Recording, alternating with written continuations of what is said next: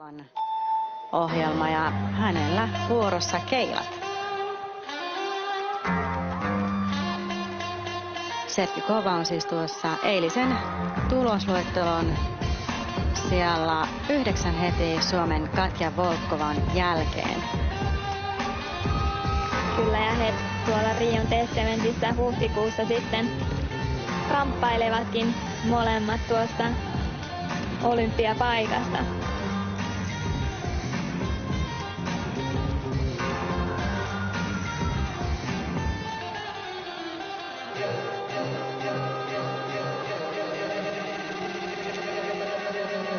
Anastasian vahvuuksia on ehdottomasti nämä piruetit, niin kuin tässäkin, jotka pyörivät useita kierroksia nopealla tempolla.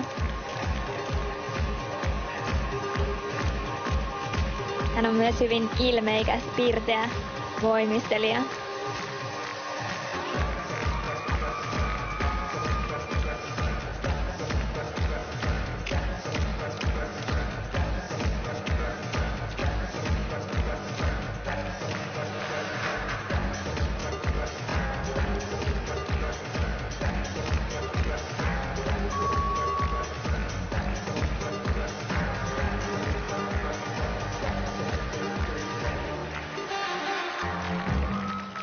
Todella vahva suoritus häneltä, hyvin ilmeinen.